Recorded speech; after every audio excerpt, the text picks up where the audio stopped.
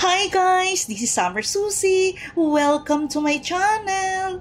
Ngayon guys, magluluto tayo ng paksiw. Itong ating, ano bang tawag nito? Hindi to galunggong eh. Nakalimutan ko talaga guys. Comment below nga guys kung anong tawag dito. Nakalimutan ko eh. Kanina guys, medyo fresh pa to. Ngayon ayan, namumula-mula na tuloy. Pero okay lang. Tapos guys, pinalinis ko na rin ito, tapos hiniwa ko lang dito. Okay? So, yung mga ingredients natin para dito sa ating paksiw is very easy lang. Itong ating talong, ito yung parang magsisilbing sapin, para hindi siya masunog. And then, suka. Kahit anong klaseng suka, pwede yung gamitin. Then, maraming sibuyas, maraming luya, at saka, anong tawag nito? Garlic, and then maglalagay ako guys ng laurel, at maglalagay din ako dito ng sili. Hanapin ko pa kung nasaan yung sili. Ayan, pangpabango lang.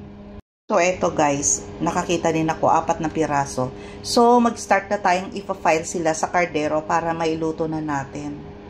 So first, ilalagay natin yung ating talong. Ayan, ito yung sapin.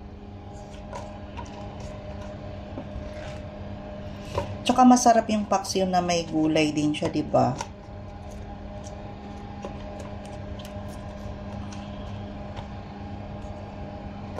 Yan. And then, maglalagay ako ng sibuyas.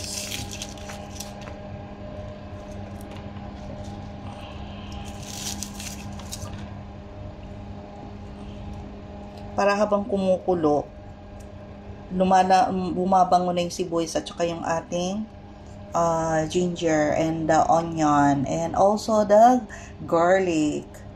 Tapos ito din. Then ilalagay na natin ang ating isda. Yan, ipa-fry lang natin.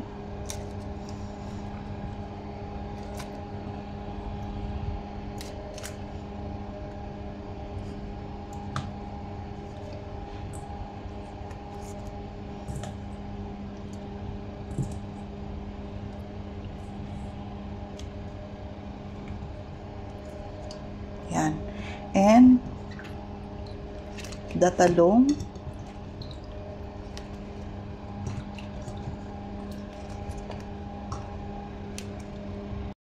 Tapos, ilalagay na natin yung ating natirang ito, ilalagay natin itong sili, pang pabango. And then, itong ating luya and the laurel and the sibuyas. Ayan.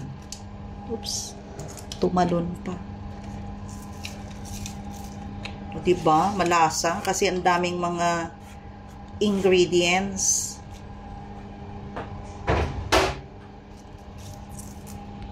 And then, maglalagay na tayo ng suka. Maraming suka. Yan. Sinadya ko talaga na maliit yung anong tawag nito? Yung butas niya. Kasi, pag malaki, ang tendency, marami tayong mailalagay, hindi makontrol. Pag ganito, nakokontrol natin. Gusto ko yung maraming suka. Ayan. So, mga ano yun guys. Siguro, mga half cup. Ayan. And then, asin.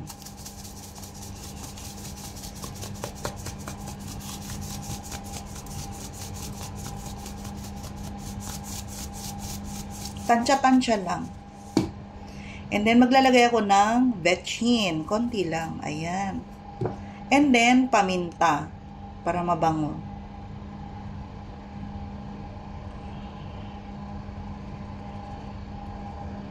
Maglalagay din ako ng konting tubig. Yan.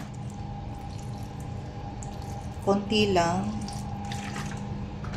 Tansya-tansya lang. Kasi ayoko din yung maraming sabaw. Yan. Tamang-tama lang. Tapos, yung ating asin is parang kulang yata yun. Dagdagan ko na lang. So, ito yung asin. Yan.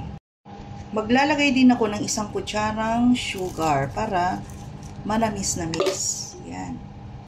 And then, takpan na natin. So, yung ating suka, tatansyahin ko siya mamaya kung tama na ba yun.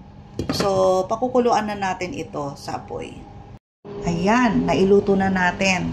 So, lulutuin natin ito for 10 to 15 minutes. So, since mahina yung ating apoy, siguro mga 20 to 25 minutes, guys. Okay, see you later!